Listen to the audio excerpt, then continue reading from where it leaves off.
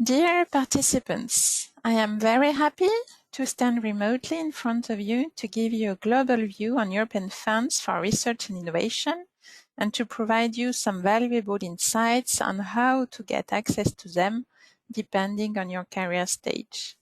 My name is Fabienne Brutin. I am working in Ayming company that is a full member of MIT Consortium. The course objectives are threefold. Clarify the galaxy of funds available to researchers according to their career stages and research potential. To give an overview on how it works actually and present the from idea to project process. Obviously, I won't have enough time to detail each step, but you will have the main concepts in your hands. And thirdly, to give you the intention to go through this and to try. Few words about me. I am a chemistry and process engineer, graduated in 1996. I worked few years in industry and I discovered a world of excellence competition 20 years ago when I joined Ayming. Probably I look like a dinosaur for you, also considering that spending 20 years in the same company is astonishing. And I would say I'm very proud of this experience that allowed me to support more than 1,000 excellent projects. Obviously, not all were funded, and more than 5,000 organizations as of today. Now I will go through my presentation that I will split in two parts. The first one is related to the European Research Funding Overview, and the second to the research project construction. So let's start with the overview.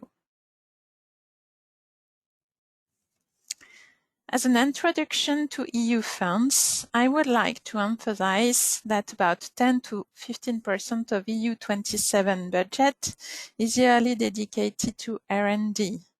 The chance offered to researchers is that you may candidate to funds at any stage of your career. Either you are a well-established researcher or looking for postdoc funding or considering starting a PhD. Moreover, EU funds are open to various nationalities. You do not have to be a EU citizen, and all scientific disciplines and sectors are targeted. At last, the researchers are expected to benefit from EU funds in either creating and carrying out research and innovation projects to support the research and innovation competitiveness at EU level, or to get access and develop additional skills, or to develop cross-disciplinary, international, and intersectoral experience, and in the end, to boost their careers on an international level. The new program that started 1st of January 2021 is called Horizon Europe. It will cover a 7-year period until 2027 with almost 100 billion euros planned to support EU policies on 4 main objectives.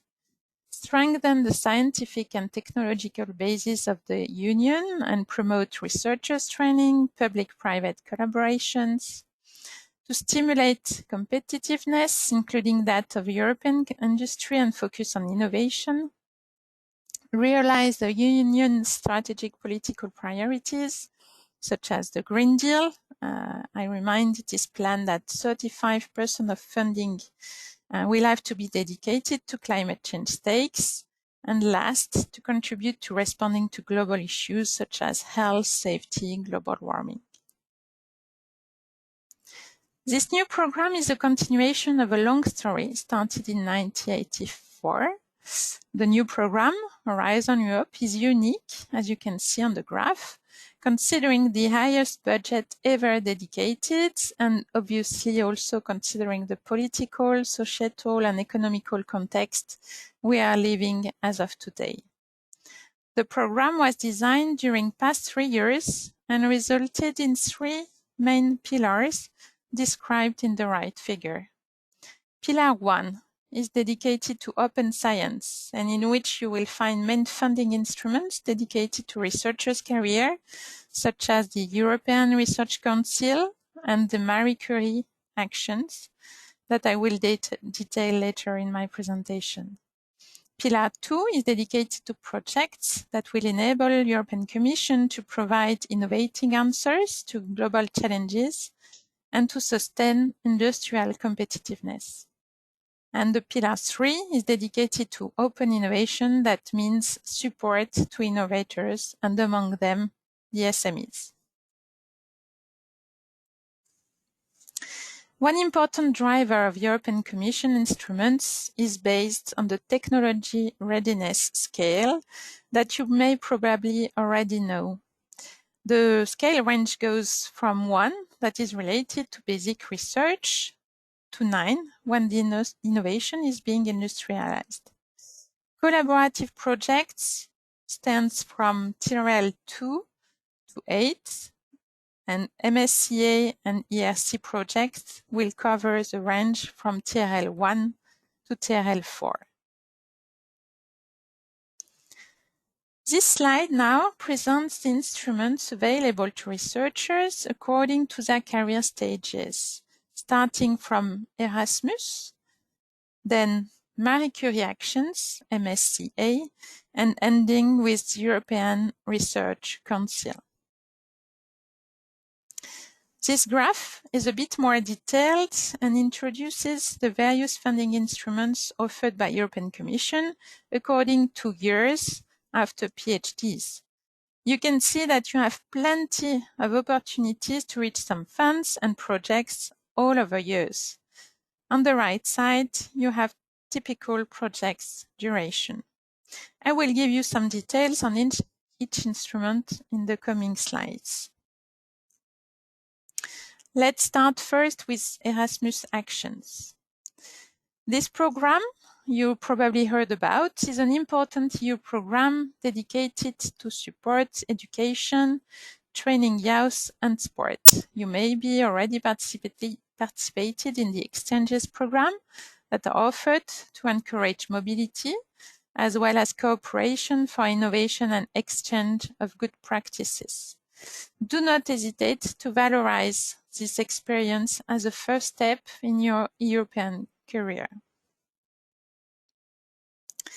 Now I will develop the Marie Curie actions.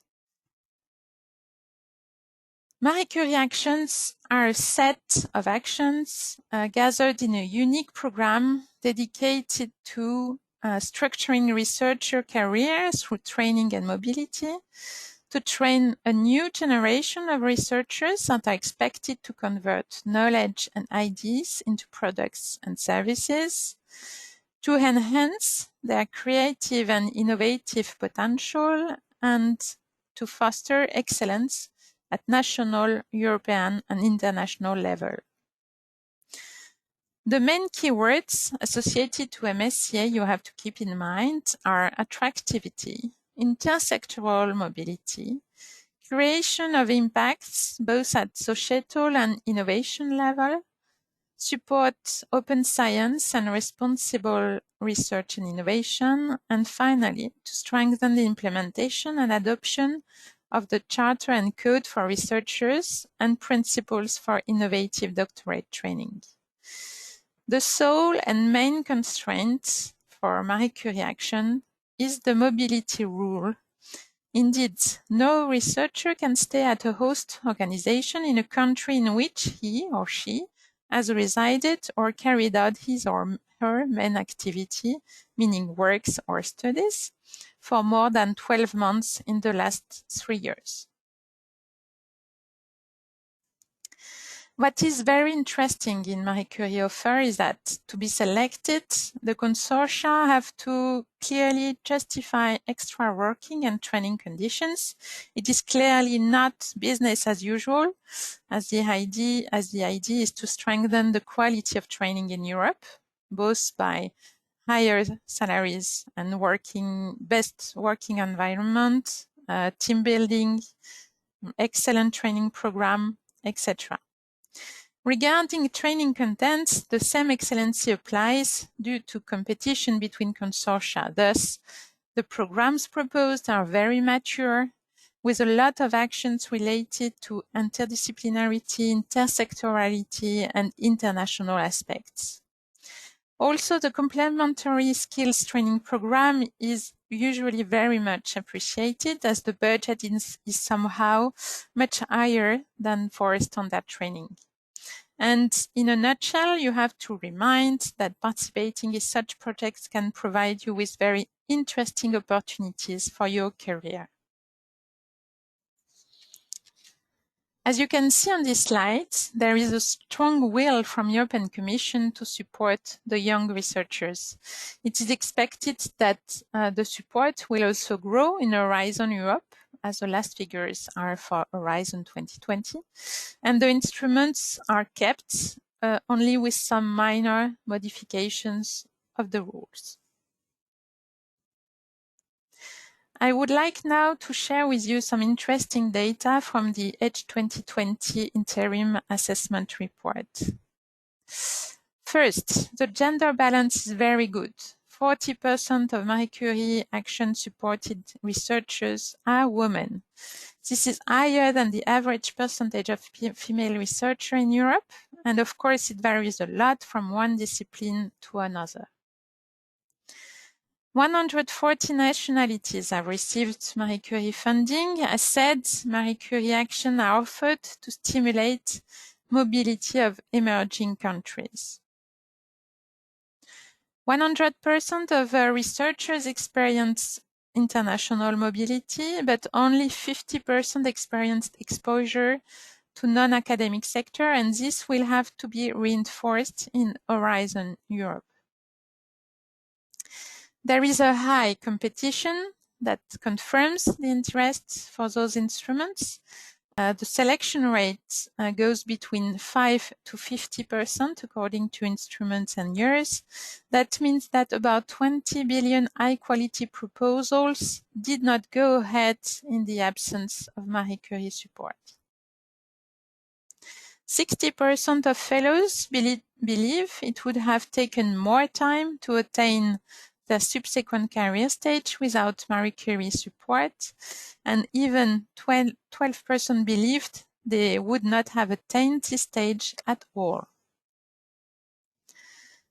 And Marie Curie fellows are twice as likely as the average researcher to have publications that belong to top 1, top 5, and top 10 of cited publications, some up to 3 times better with regards to top 1.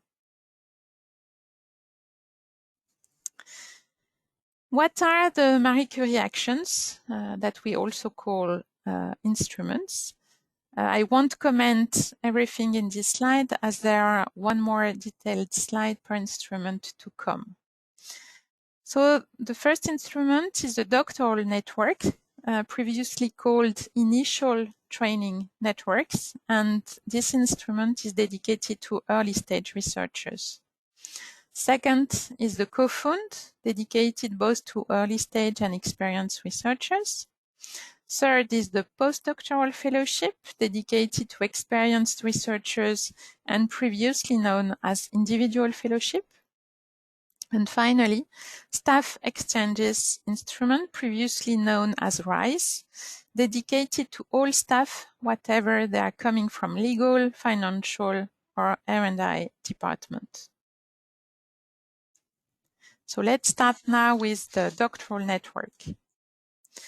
Doctoral network's objectives are fully in line with the Marie Curie Actions Rationale that I exposed a few minutes ago, meaning that the first objective is to train a new generation of early stage researchers, more creative, entrepreneurial-oriented, and clearly innovators that are able to face current and future challenges and to convert knowledge and ideas into products and services for economic and social benefit.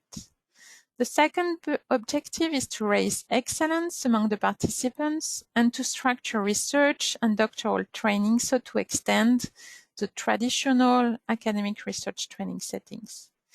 And the third objective is to provide enhanced career perspectives in both the academic and non-academic sectors through international, interdisciplinary, and intersectoral mobility combined with an innovation-oriented mindset. The expected projects are based on international networks of organizations with a mix of public and private organizations to cover all scientific domains in a bottom-up and multidisciplinary approach, to have a strong and meaningful exposure to international and intersectoral dimensions of research, and the proposed fellowships goes to up to 36 months, and 10 researchers maximum per project are expected as a new rule. Regarding COFUND, the COFUND is a kind of doctoral network, but only organized at the level of only one beneficiary, and still consistent with Marie Curie actions, meaning they have to stimulate regional, national, or international programs around the beneficiaries and their ecosystems, with the objective to foster excellence in researchers' training, mobility, and career development. They have to focus on international, intersectoral, interdisciplinary research training, as well as transnational and cross-sectoral mobility of researchers at all stages of their career. And it should result in the development and broadening of the research competencies of researchers. Regarding the projects, as I said, there is only one beneficiary that will fund and manage either doctoral program or fellowship program by recruiting, supervising, hosting, and training the researchers. The ecosystem is present as partnering organizations that will support the beneficiary in the various actions, and especially secondments. And obviously, as for all the MSCAs, the vacancies are internationally advertised and specific mobility rules apply. Regarding postdoctoral fellowships, in that case, the fellow will create his or her own project with respect to the MSCA rules of mobility and international and intersectoral exposure. There are some focuses that are on reintegration of valuable European researchers and promotion of career restart. Regarding projects, the fellow has to select a research institution while respecting the mobility rules, and as it is a bottom-up project, no topic is defined in advance.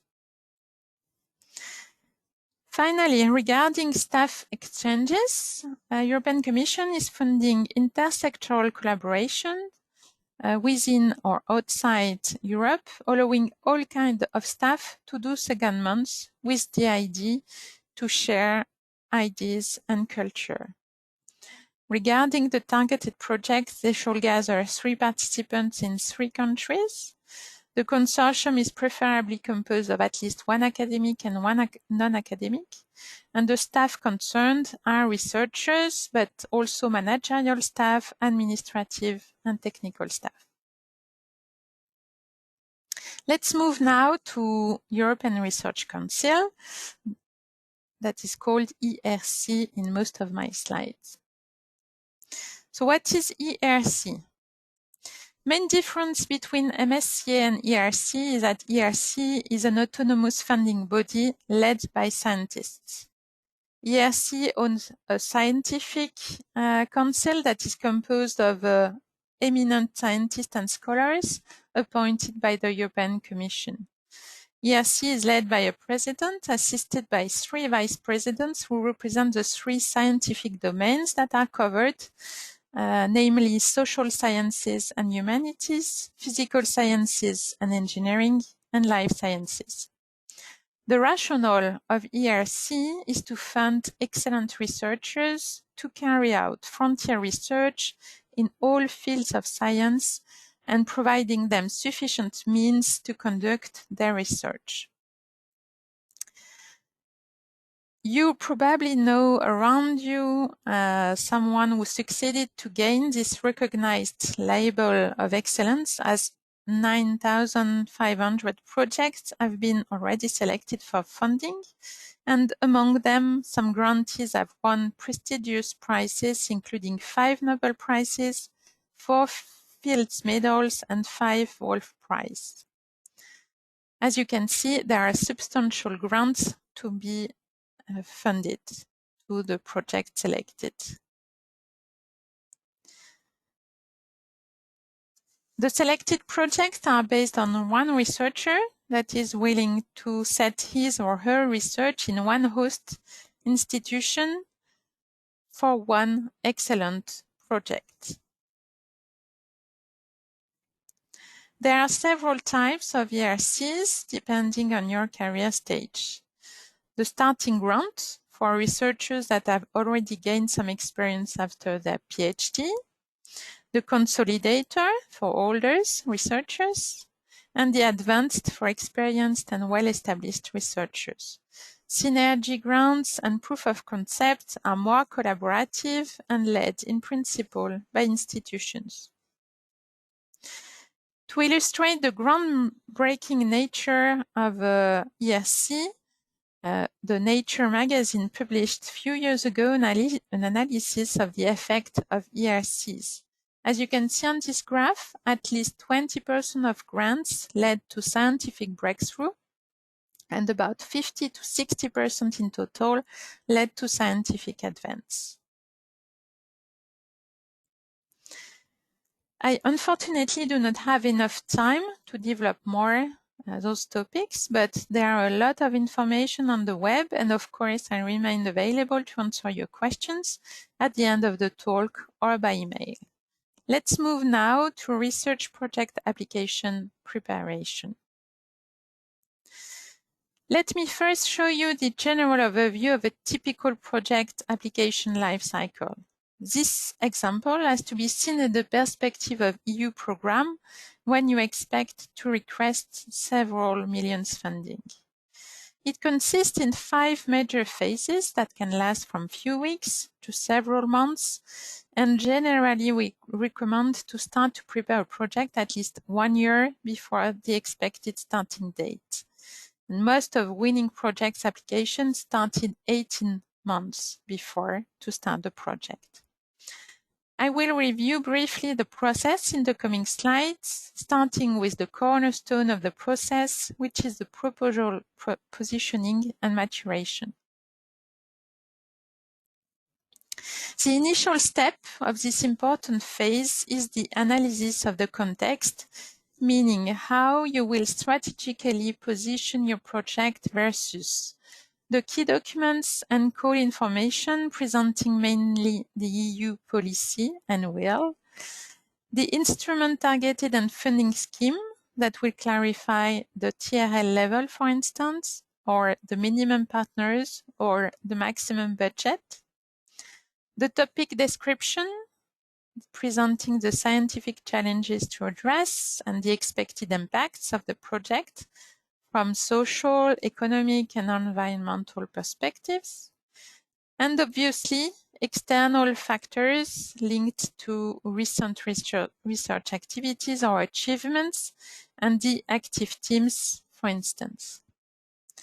In a second step, once you have analyzed the context, you may start to structure your project with a challenging concept that will summarize the innovations and objectives, the impacts on science, technology, products and markets, societal, dissemination and exploitation, and the consortium with the expertise and the value chain.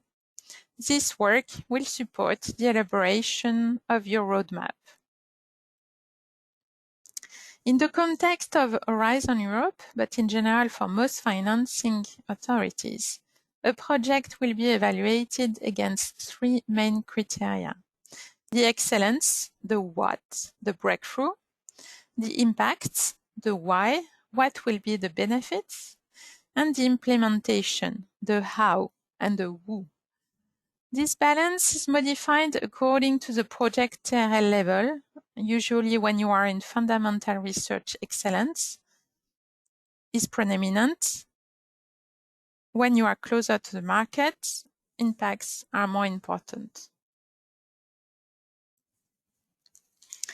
Now, regarding ERC, excellent science is clearly the most important criteria.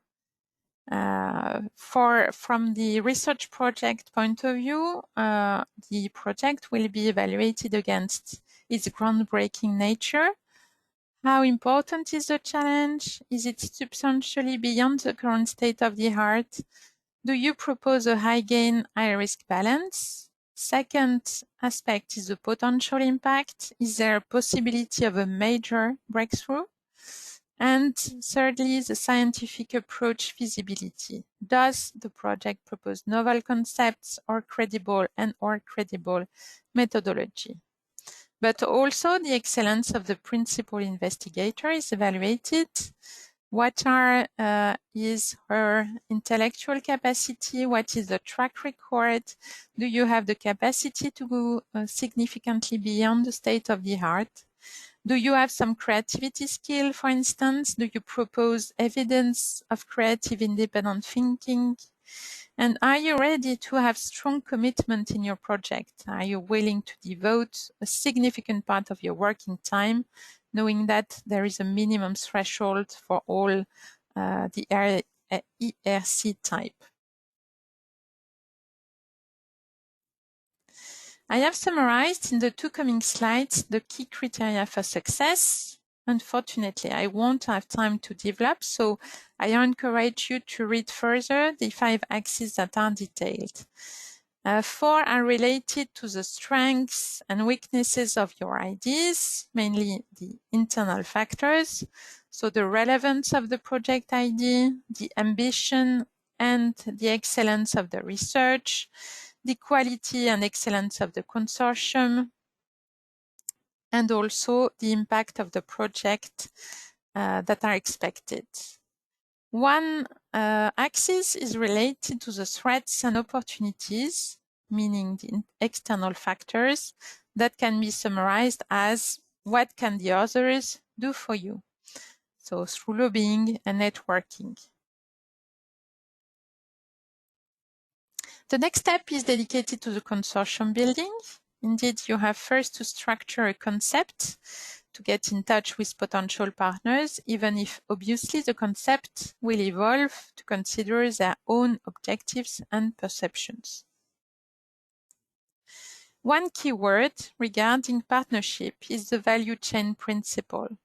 The value chain summarizes inputs and outputs from the project and supports the idea that all required competencies are covered by one or a few partners. The graph there shows the meat macro value chain going from reservoirs on the left to end users, both business and political on the right, and transversal activities. 3 main categories of partners are represented. Industrials, in which you may differentiate SMEs, RTOs, and universities. How to choose the partners?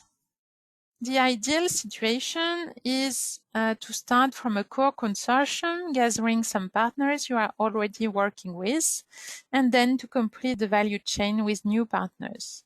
And questions you may ask yourselves can be obvious to you, but believe me, not always so easy to consider during the action.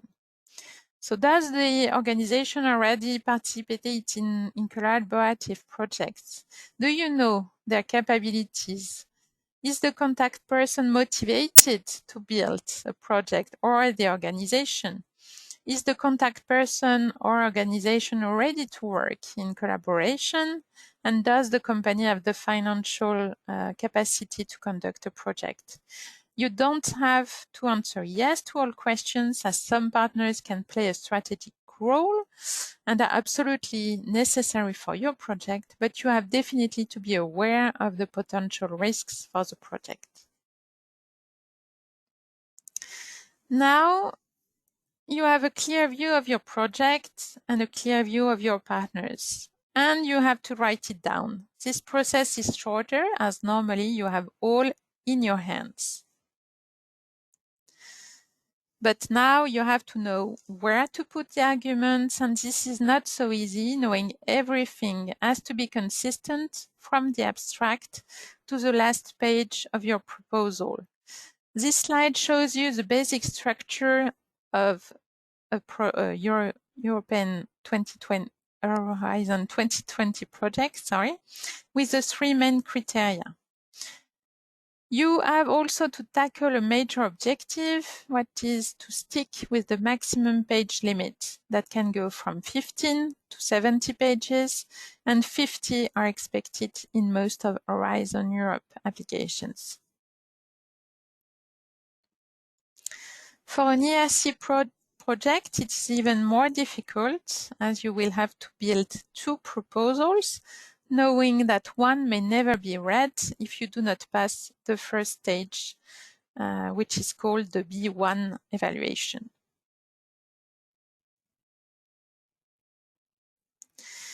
What you have, however, to remember is that it is not only convincing about your ideas, but also convincing about a project that must combine performances, resources, and timing constraints. And this is an important part of evaluation as the project will be evaluated as it is, and you won't have time to review further the details during the grant agreement preparation. Now your proposal is submitted and the rest is not in your hands anymore. It will be evaluated against competitors' proposals in what is called the evaluation process. The evaluation process is very well structured. First, there is an admissibility and eligibility check that will assess your proposal fits with the minimum requirements in terms of number of partners or budgets, for instance. Then the project will be evaluated by 3 to 5 experts, and evaluation can be done remotely or in Brussels. And at this stage, you have already eliminated almost 50% of the proposals. The next step is to start to rank the very good proposals by harmonizing the different evaluation and scores given by the different experts, and to agree on a common scoring. This step allows to keep only 15 of the initial 100 proposals submitted. I would like to emphasize that anyone can be an expert, providing that you have scientific or business entrepreneurship skills, and European Commission is always seeking to complete its expert database. For an ERC project, the evaluation process is a bit different, as only a part of the proposal is evaluated at the first stage, and if positive, leads to the second stage of evaluation that is done by international scientists and experts of your domain. Last but not least, congratulations, your application is selected, and then you start the grant agreement preparation. It will still request some energy, but mainly administrative, and then you will move to the project. Now let's enter in some conclusions.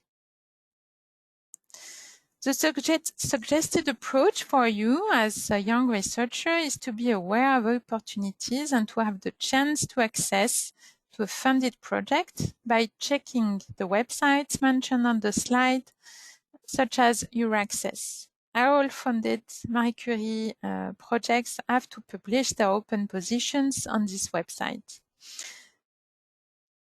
I would like to mention that, for instance, as an organization, Ayming was selected to welcome 2 Erasmus candidates funded by an Erasmus project called EU for EU. So do not hesitate to candidate. Other recommendations are to obviously get informed of funding instruments evolution and look at specifically their objectives, policies, the structure of proposals, what is expected, and also about the competition, meaning the former projects funded. Second recommendation is to apply. It's always better to apply and to not get the project or the position rather than not apply. And the third conclusion is that you have to think in advance to boost your CV and personal skills to get prepared to the ERC competition. For this, there are several requirements if you are willing to continue this excellent path. As for instance, you need to have at least 1 to several publications without participation of PhD supervisor. And you have to have a promising track record of early achievements, meaning significant publications, invited presentations in conferences, projects, patents, awards, prizes. All those activities will count for your CV and for the selection. Other recommendations I can share, be open and keep in mind the open innovation, meaning work with your network, including industrials, the open science, meaning to share data and share projects, and open to the world. Obviously, an international context is mandatory. Second is to get involved. You always have to consider active roles for the research community, to contribute, to organize meetings, seminars, workshops, and so on. Be mobile with long stays abroad to boost your CV and short stays to forge new collaborations and write joint publications. Collaborate by working with other researchers on topics of mutual interest, such as papers, tools, datasets, events, supervision, etc. Develop your network by using social medias and develop your own network. And again, apply for funding for your own career and for your hosting organization. My final recommendation, if you are preparing a proposal, get prepared, read carefully all documents, and get time ahead. Write a nice story for your readers, not for your pleasure. Be ambitious and not unrealistic. And answer strictly the call impact and scope, and use most of the keywords that were given and delivered in the topic work program. Consider all tricky questions in all sections. And if you still have some doubts, please consider the profile of Stefan W. Hell. He started with a participation in a doctoral training. He was coordinator of 3 postdoctoral fellowships, and he won the Chemistry Nobel Prize a few years later. He is one of the emblems of Marie Curie Career Boost. So now I would like to thank you for your attention, and I wish you all the best for your career. And now let's enjoy the rest of the winter school of MIT. Thank you.